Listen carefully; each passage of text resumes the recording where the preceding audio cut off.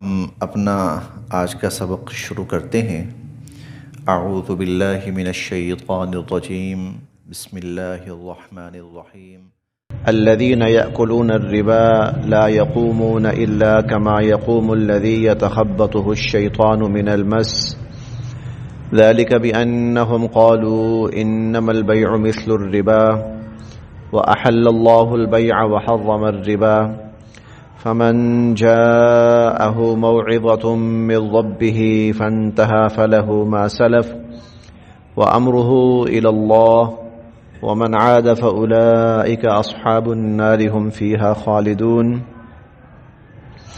الذین جو لوگ یأکلون کھاتے ہیں، الربا سود، جو لوگ سود کھاتے ہیں یعنی جن کا لین دین سود کا ہے، سودی معاملات، سودی کاروبار، لا یقومون نہیں وہ کھڑے ہوں گے، الا مگر، کما جیسا کہ، یقوم کھڑا ہوتا ہے، الذی وہ شخص، یتخبطہ پاگل کر کے رکھ دیا ہو، الشیطان جس کو شیطان نے، من المس چھو کر، مس چھونا، ٹچ کرنا، یتخبطہ الشیطان من المس جس کو شیطان نے چھو کر پاگل بنا دیا ہو، مخبوط الحواس کر دیا ہو۔ پچھلی آیات میں صدقات کا ذکر آیا تھا کہ اللہ تعالیٰ جو کچھ تمہیں دیتے ہیں تم اس میں سے اللہ کے بندوں پر، اللہ کے دین میں، اللہ کی راہ میں خرچ کرو۔ اس کے بہت سارے فوائد ہیں، اجر و ثواب ہے، مغفرت ہے، اللہ کی رضا ہے۔ سب سے بڑھ کر تثبیتا من انفسہم، انسان کی اندرونی طور پر اس سے اصلاح ہوتی ہے، انسان کے دل کے اندر خیر کا جذبہ پیدا ہوتا ہے، ہمدردی کا جذبہ پیدا ہوتا ہے، سخاوت کا جذبہ پیدا ہوتا ہے۔ یہ تھا تثبیتا من انفسہم، انسان دلی طور پر، ایمانی طور پر مضبوط ہوتا ہے۔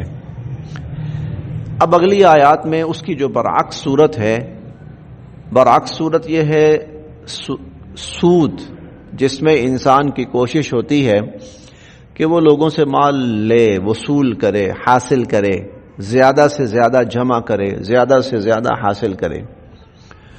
اس سے کیا ہے، انسان کے اندر حرص پیدا ہوتی ہے، ہوس پیدا ہوتی ہے، لالچ کا جذبہ پیدا ہوتا ہے، مال کے پیچھے بھاگتا ہے، انسان پاگل رہتا ہے ساری دنیا، ساری زندگی۔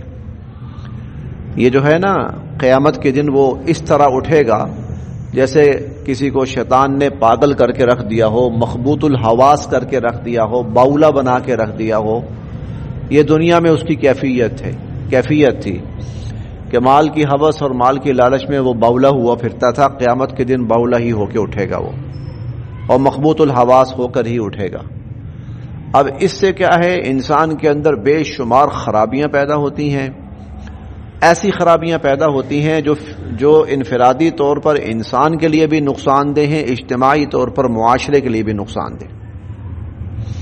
اس سے اجتماعی طور پر معاشرہ بھی بگڑتا ہے اور معاشرہ بھی برباد ہوتا ہے۔ اسی لیے اللہ رب العزت نے یہاں سے اس کی ممانعت کا تذکرہ شروع فرمایا ہے کہ اسلام کے اندر اس چیز کی کوئی گنجائش نہیں ہے کہ کوئی سودی معاملات کرے یا کوئی ربا کی شکل اختیار کرے اور سودی لین دین کرے۔ الذین یأکلون الربا، جو لوگ سود کھاتے ہیں، لا یقومون وہ قیامت کے دن کھڑے ہوں گے، الا تو ایسے کھڑے ہوں گے، ایسے اٹھیں گے قیامت کے دن، کما یقوم الذی جیسے کھڑا ہوتا ہے وہ شخص، یتخبطہ الشیطان من المس جس کو شیطان نے چھو کر مخبوط کر دیا ہو، باولا کر دیا ہو، پاگل کر دیا ہو۔ ذالک اس لیے بِأَنَّهُمْ کہ بے شک یہ لوگ قالوا کہتے ہیں، یہ اس لیے کہ بے شک یہ لوگ کہتے ہیں انما البیع کہ خرید و فروخت بھی تو، انما البیع خرید و فروخت بھی تو مثل الربا مثل جیسی ہے الربا سود، خرید و فروخت بھی تو سود جیسی ہے۔ یہ اس لیے کہ یہ لوگ کہتے ہیں خرید و فروخت بھی تو سود جیسی ہے، یعنی سود اور خرید و فروخت ایک جیسی چیز ہے۔ اس کا مطلب کیا ہے؟ جو لوگ سودی لین دین کرتے ہیں وہ سود کہتے ہیں کہ پیسے کے اوپر پیسہ کمانا، پیسے کے عوض میں پیسہ کمانا۔ ایک ہے پیسے کے عوض میں شے کمانا، پیسے کے عوض میں اشیاء لینا، ایک ہے پیسے کے عوض میں پیسہ کمانا۔ پیسہ از خود فی نفس ہی کاروبار نہیں ہے، بلکہ پیسے کے ذریعے اشیاء خریدی اور فروخت کی جاتی ہیں۔ اسی لیے پیسہ دے کر اس کے بدلے اضافی پیسہ لینا، یعنی اس پیسے پر نفع لینا، اسلام نے اس کی ممانعت کی ہے۔ رقم کے اوپر رقم کا منافع کمانا، اسلام نے اس کی ممانعت کی ہے، یہ سود کہلاتا ہے۔ کسی کو پیسے دینا اور جواب میں اضافی پیسہ اس سے لینا، یہ سود یعنی پیسے کے عوض پیسہ زیادہ لینا، زیادہ پیسہ لینا، پیسے کے عوض پیسے کا منافع لینا، رقم کے عوض رقم کا منافع لینا، روپے کے عوض روپے کا منافع لینا، ریال کے عوض ریال کا منافع لینا، اسلام نے اس کو سود اور ناجائز قرار دیا ہے۔ تو وہ کہتے تھے دیکھو ہم چیز دیتے ہیں نا، ہم کسی کو کوئی چیز دیتے ہیں، ہم پیسے دیتے ہیں کسی کو، وہ منافع کما رہا ہے تو ہم بھی منافع کما رہے ہیں اسی پیسے سے۔ اشیاء کی خرید و فروخت ہوتی ہے تو اس سے بھی منافع کمایا جاتا ہے، اس سے بھی منافع کمایا جاتا ہے۔ تو ہم جو پیسہ دے رہے ہیں تو پیسے سے بھی ہم منافع کما رہے ہیں، تو سود اور خرید و فروخت ایک جیسی چیز ہے۔ ہم چیزیں لے کے آتے ہیں، بندے کو چیز دیتے ہیں، وہ ہمیں پیسے دیتا ہے، تو یہ پیسہ ہم نے پیچھے خرچ کیا تھا، اس کے عوض آگے ہمیں منافع ملا۔ آگے جب ہم نے یہی پیسہ اس سے چیز خریدی فروخت کی، ہمیں منافع ملا۔ پیسے کے عوض میں ہم پیسہ لے رہے ہیں تو منافع لے رہے ہیں، تو اس میں حرج کیا ہے، فرق کیا ہے؟ انما البیع مثل الربا، وہ کہتے ہیں کہ سود خرید و فروخت یہ سود جیسا ہی ہے، خرید و فروخت اور سود ایک جیسی چیز ہے۔ اگر خرید و فروخت جائز ہے تو سود کیسے ناجائز ہو گیا؟ وَأَحَلَّ اللَّهُ الْبَيْعَ وَحَرَّمَ الرِّبَا، یہاں حاکمانہ جواب آیا ہے۔ میں نے اکثر آپ کو بتایا کہ اللہ تعالیٰ قرآن کریم میں کچھ جگہوں پر حاکمانہ جواب ارشاد فرماتے ہیں اور کچھ جگہوں پر حکیمانہ اور کچھ جگہوں پر دونوں جواب ارشاد فرماتے ہیں۔ یہاں حاکمانہ جواب آیا ہے، اور وہ کیا ہے؟ احل اللہ، اللہ نے حلال کر دیا ہے البیع خرید و فروخت کو، وحرم اور اللہ نے حرام کر دیا ہے الربا سود کو۔ بات ختم ہو گئی۔ اگر ایک مسلمان ہے تو بات ختم ہو گئی۔ جب اللہ تعالیٰ فرما رہے ہیں کہ میں نے اس چیز کو جائز کر دیا ہے اور میں نے اس چیز کو ناجائز کر دیا ہے، تو مسلمان ہونے کا تقاضا یہ ہے کہ بات ختم ہو گئی۔ احل اللہ البیع، اللہ نے خرید و فروخت کو حلال قرار دیا ہے، وحرم الربا اور اللہ نے سود کو حرام قرار دیا ہے۔ لہذا جب اللہ نے حرام قرار دیا ہے تو یہ چیز حرام ہے، یہ چیز ناجائز ہے، اس کا استعمال ممنوع ہے۔ فمن، پس وہ شخص جاءہ، جس کے پاس آ چکی موعظۃ، نصیحت، من ربہ، اس کے رب کی۔ فمن جاءہ موعظۃ من ربہ، جس کے پاس اس کے رب کی طرف سے نصیحت آ گئی۔ فانتہا، اور وہ رک گیا۔ فلہ، تو اس کا ہے ما سلف، جو پہلے ہو چکا۔ فلہ ما سلف، تو جو پیچھے ہو چکا وہ اس کے لیے ہے۔ اس کے لیے ہونے کا مطلب یہ ہے کہ اس سے پہلے جو غلطی ہو چکی تو وہ اللہ نے معاف کر دی، اس پر اللہ کی طرف سے کوئی سوال جواب نہیں ہے، کوئی گناہ نہیں ہے، علم نہیں تھا تو اسی لیے وہ سود کا استعمال کرتا رہا، تو جو پیچھے ہو چکا وہ معاف۔ وَأَمْرُهُ، اور اس کا معاملہ إِلَى اللَّهِ، اللہ کے سپرد ہے۔ وَأَمْرُهُ إِلَى اللَّهِ، اس کا معاملہ اللہ کے سپرد ہے، یعنی اس کی دلی کیفیت کیا ہے یہ پھر وہ جانتا ہے یا اس کا رب جانتا ہے۔ وَمَنْ عَادَ، اور جس نے دوبارہ ایسا کیا، اس کے پاس اس کے رب کی نصیحت آ چکی، اس کے بعد بھی وہ سود کا لین دین کرتا رہا۔ وَمَنْ عَادَ، اور جس نے دوبارہ ایسا کیا، فَأُولَئِكَ، تو یہ لوگ اصحاب النار، جہنمی ہیں۔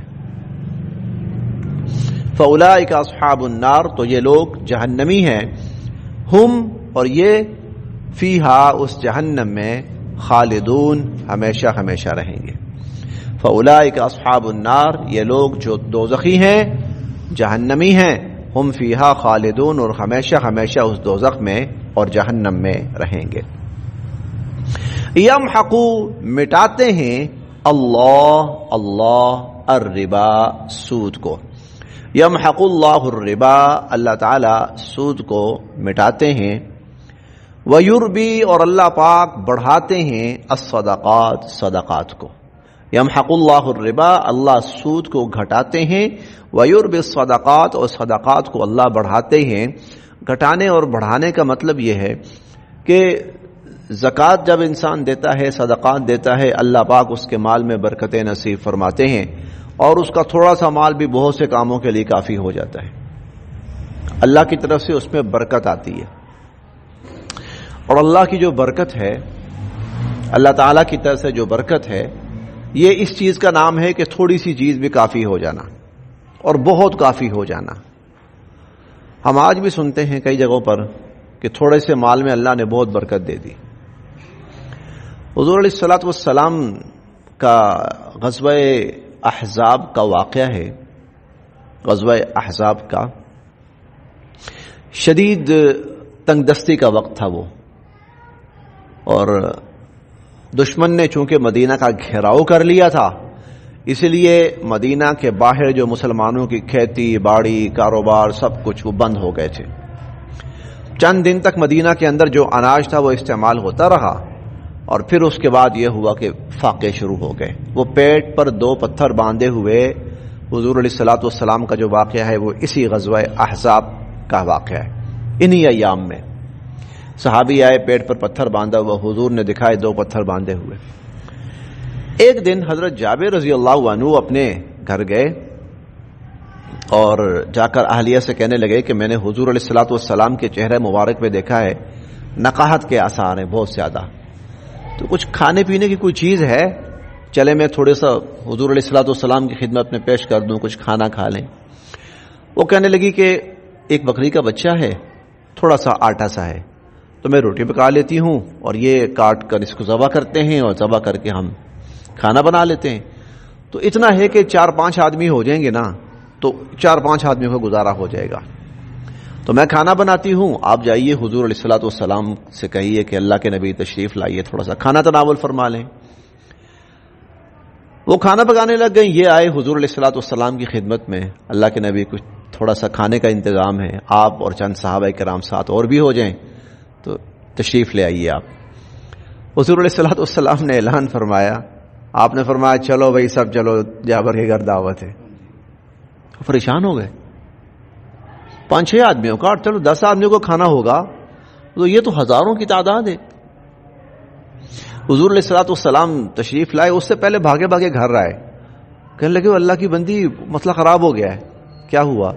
میں نے تو کہا تھا 4-5 آدمی، 5-6 آدمی، تو حضور علیہ الصلوۃ والسلام تو سب کو بلا لیں۔ وہ کہنے لگی بتایا تھا 4-5 آدمیوں کا، کہا میں نے بتایا تھا۔ وہ کہنے لگے پھر تم چھوڑ دو، پھر بے فکر ہو جاؤ، پھر اللہ کے نبی جانے اور کھانا جانے۔ حضور علیہ الصلوۃ والسلام تشریف لائے، آپ نے فرمایا بھائی وہ جو روٹیاں ہیں وہ بھی لے آئے، وہ سالن ہے وہ بھی لے آؤ۔ سالن کا جو برتن تھا لا کے رکھ دیا، اور روٹیوں کا جو برتن تھا وہ لا کے رکھ دیا۔ آپ نے فرمایا کہ روٹیاں نکالتے جاؤ، تقسیم کرتے جاؤ، اور سالن ڈالتے جاؤ، تقسیم کرتے جاؤ، کھولنا نہیں ہے اس کو، کھول کے نہیں دیکھنا اس کو، بند ہے نا، کرتے جاؤ۔ وہ تو جابر کہتے ہیں کہ صحابہ کرام 8-8, 10-10, 15-15, 20-20 آنے لگے, کھانے لگے, جانے لگے, آتے جا رہے ہیں, کھاتے جا رہے ہیں, جاتے جا رہے ہیں. میں حیران ہوں, اللہ پتہ نہیں کیا معاملہ ہے آج. کہتے ہیں کہ اس کے بعد حضور علیہ الصلوۃ والسلام نے وہ کیا, کھانا کھایا, اور پھر اس کے بعد مجھے کہا کہ چل بھائی تو ایسا کر, اب تو جا اپنے گھر اور جا کر تو اور تیری اہلیہ اور بچے تم بھی کھانا کھا لو. کہتے ہیں میں اٹھایا برتن, اندر آیا, میں نے کھول کے دیکھا کہ کتنا کھانا ہے. تو کہتے ہیں کہ جتنا کھانا پکایا تھا اتنا جوں کا تو موجود تھا. اب یہ تھی برکت, لیکن یہ برکت بہرحال نبوت کے ہاتھ پر تھی, اس لیے اس کا دائرہ بہت وسیع تھا. اس کا دائرہ, بلکہ میں تو اپنے ایمان کی بنیاد پہ کہتا ہوں کہ اگر ساری دنیا آتی جاتی اور کھاتی جاتی تو وہ ختم نہیں ہونا تھا. یہ میرا ایمان ہے. تو وہ تھا نبوت کے ہاتھ پر, اس کا دائرہ بہت وسیع تھا. لیکن یہ مثال ہے برکت کی.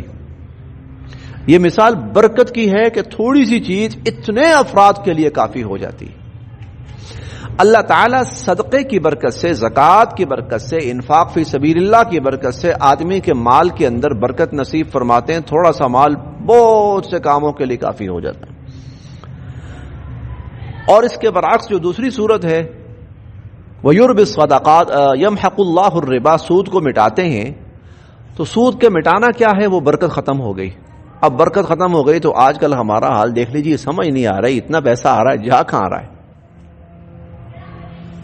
پیسہ آ جا رہا ہے, سمجھ نہیں آ رہی کہاں جا رہا ہے. اتنا کماتے ہیں, پیچھے بچتا ہی کچھ نہیں ہے.